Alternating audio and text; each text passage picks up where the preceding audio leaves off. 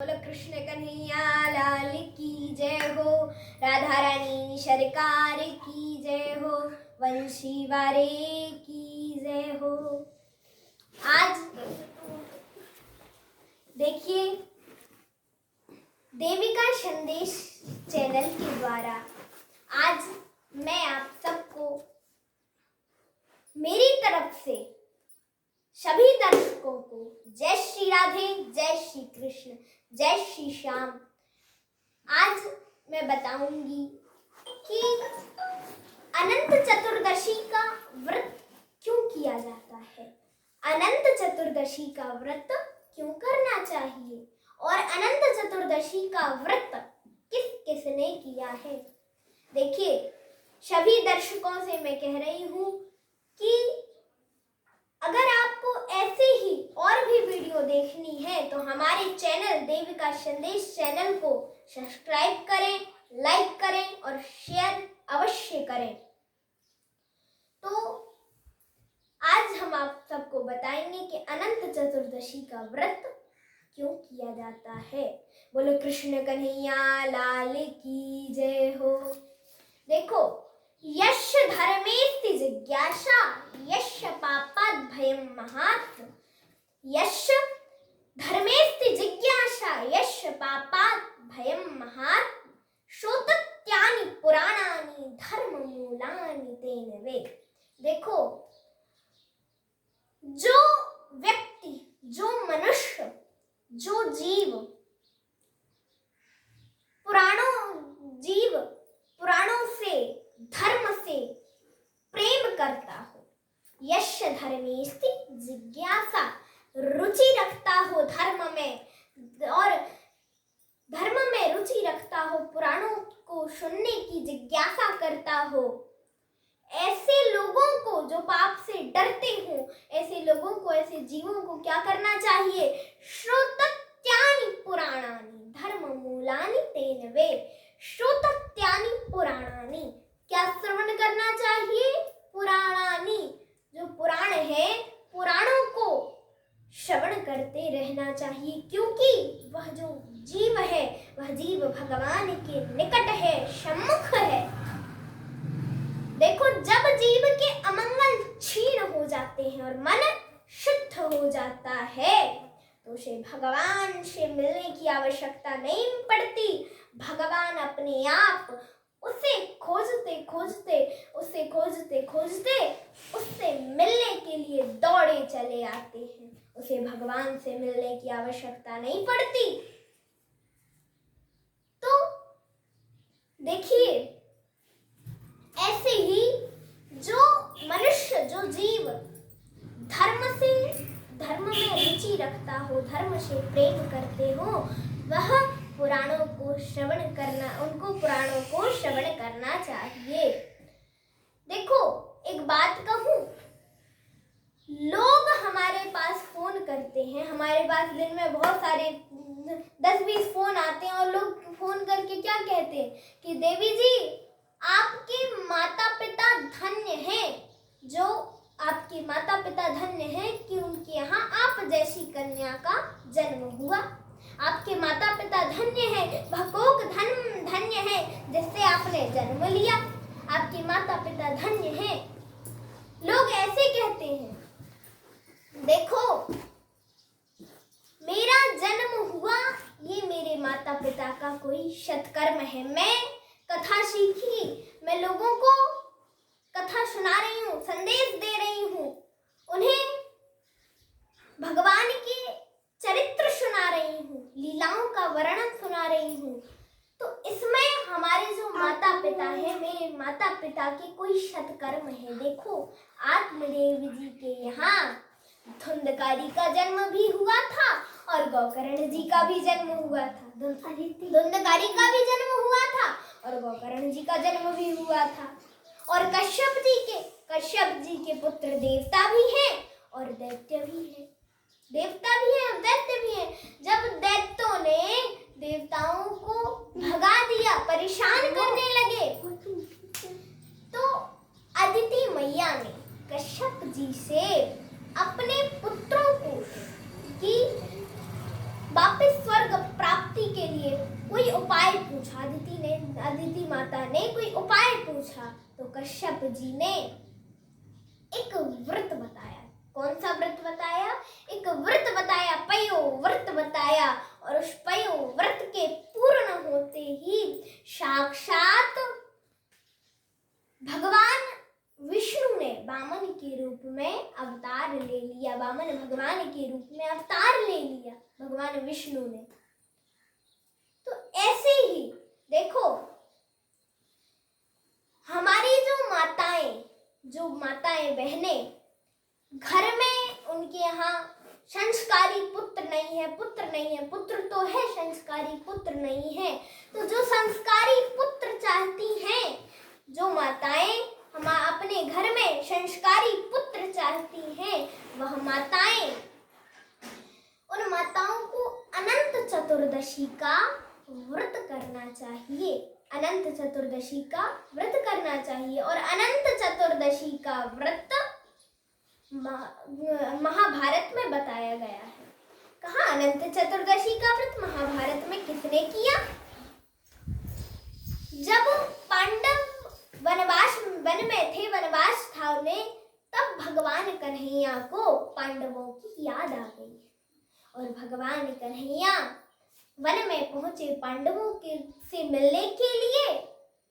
जब पांडवों से मिलने पहुंचे तो पांडवों ने कन्हैया का स्वागत किया और कहा कि अरे कन्हैया, आओ कन्हैया, स्वागत है। हम इतने दुख से दुखित हैं, हमारे पास इतने दुख आ रहे हैं, हमारे पास कितने कष्ट हैं, हम दुखों से दुखित हैं, दुखों से घिरे हुए हैं। इन दुखों को मिटाने का कोई तो कारण होगा कन्हैया, कुछ तो उपाय होगा। तो कन्हैया ने कहा, इन दुखों को दूर करने का, कष्ट को नष्ट करने का केवल एक उपाय है। वो कौन सा उपाय है? वो है अनंत चतुर्दशी का व्रत। अगर आप अनंत चतुर्दशी का व्रत करेंगे तो आपको राज्य वापस मिलेगा। तो पांडवों ने कहा, प्रभु, ये अनंत चतुर्दशी का व्रत किसने किया है? तो कन्हैया बोले, एक कौंडिल्य नाम के एक ऋषि थे। कौंडिल्य नाम के एक ऋषि थे, उनकी पत्नी का नाम था सुशीला। संध्या बंधन का समय था एक दिन, तो संध्या बंधन का समय था, कौंडिल्य ऋषि अपने संध्या बंधन कर रहे थे।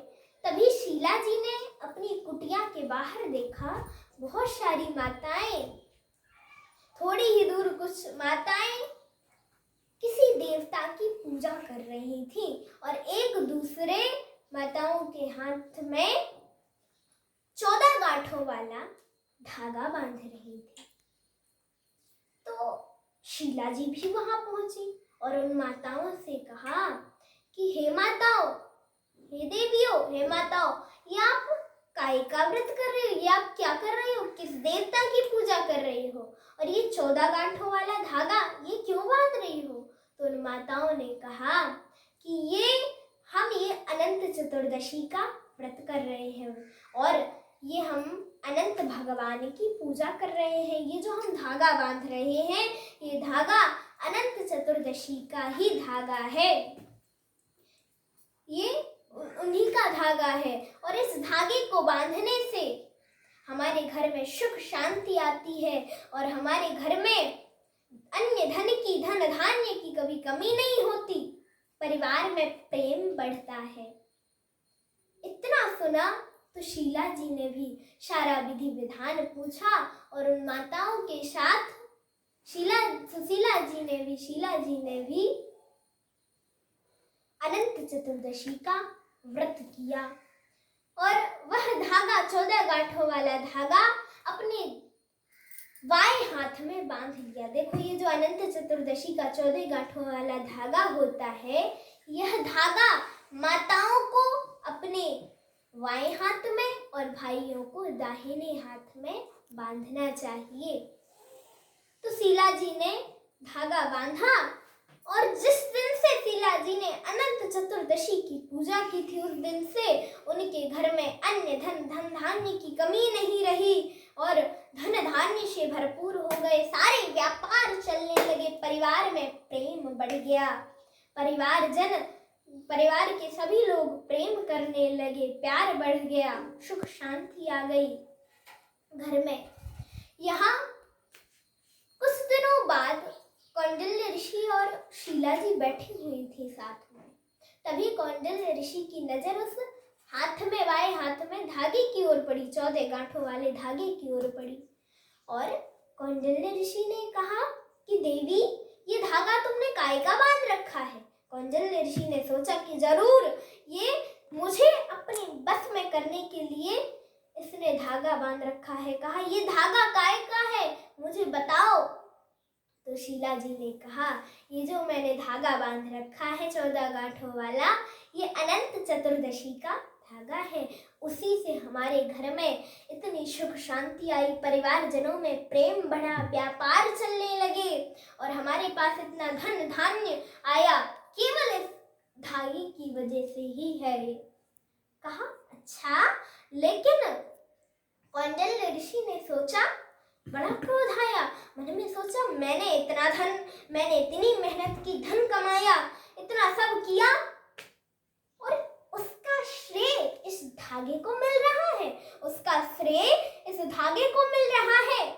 और तुरंत उस धागे को तोड़ करके अग्नि में जला दिया। और उस दिन से कौंडिल्य ऋषि के यहाँ जो परिवारजन थे, सब उनसे लड़ाई करने लगे, झगड़ा होने लगा, परिवारजनों में झगड़ा होने लगा और घर में दुख ही दुख आ गए। सारे व्यापार बंद हो गए, धन चोर चुरा के ले गए, जिस प्रकार से जो आया था वो सब चला गया।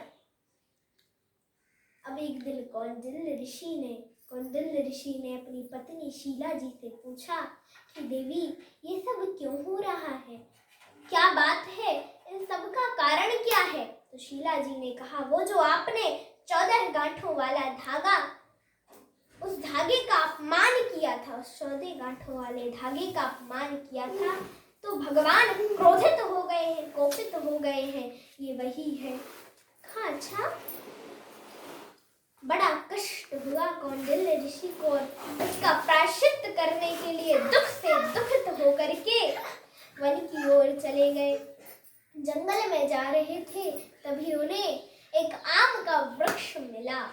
उस आम के वृक्ष पर कुछ चिड़िया बैठी हुई थी और उस आम के वृक्ष से पूछा कौंडिल्य ऋषि ने, देखो, कौंडिल्य ऋषि की इच्छा कर रही थी, मन कर रहा था कि मैं हर पशु पक्षी में, हर चीज में, हर पेड़ पौधे में, सब में भगवान के दर्शन करूं। देखो, कहा है, जब जीव के पास सुख आ जाता है तो वो भगवान को भूल जाता है और मंदिर में रखी हुई मूर्ति भी पत्थर की दिखने लग जाती है। जब जीव के पास दुख आ जाता है तो वो भगवान को याद करता है और मिट्टी के ढेले में भी साक्षात भगवान के दर्शन होते हैं। इसी प्रकार कौंडिल्य ऋषि को भी लग रहा था कि मैं सब में प्रभु के दर्शन करूं। वृक्ष से बोले, पेड़ से बोले, वृक्ष से बोल पड़े, बोले, क्या आपने अनंत भगवान के दर्शन किए? उस वृक्ष ने कोई जवाब नहीं दिया। आगे एक बेल थी, उससे पूछने लगे, उसने भी जवाब नहीं दिया।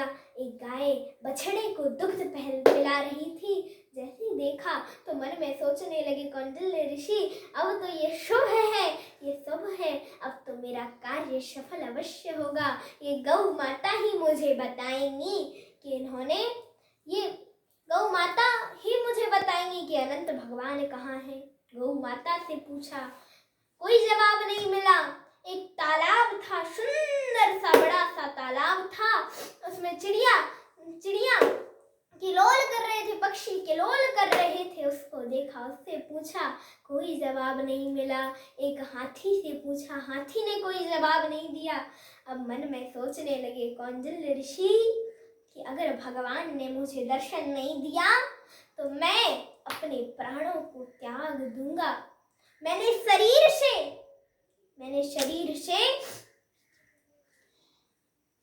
भगवान भगवान का अपमान किया है, मैं शरीर को त्याग दूंगा। और जैसे अपने प्राणों को त्यागने लगे तभी भगवान विष्णु ने एक बूढ़े ब्राह्मण का रूप धारण किया।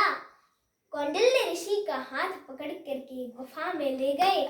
वहां देखा अनेकों नर नारी भगवान की पूजा कर रहे थे और बीच में भगवान शंख चक्र गदा पद्म धारण किए हुए शेषनाग पर विराजमान थे। जैसे ही देखा तो भगवान बोले, हाँ बोलो कौंडिल्य ऋषिवर, मैं ही वह अनंत भगवान हूँ, मैं ही वह अनंत भगवान हूँ। तुमने मेरा अपमान किया था और तुमने इतना दुख भोगा, उसका तुमने प्रायश्चित किया है। अब तुम वापस घर जाओ, अपनी पत्नी शीला के साथ मेरा व्रत करो, उससे तुम्हें भगवान मेरे धाम की प्राप्ति होगी। जाओ। ऐसा कह करके भगवान वहां से अंतर्ध्यान हो गए। कौंडिल्य ऋषि वापस अपनी कुटिया आए। शीला जी के साथ विधि विधान से अनंत भगवान का पूजन किया और हाथ में वह 14 गांठों वाला धागा बांधा।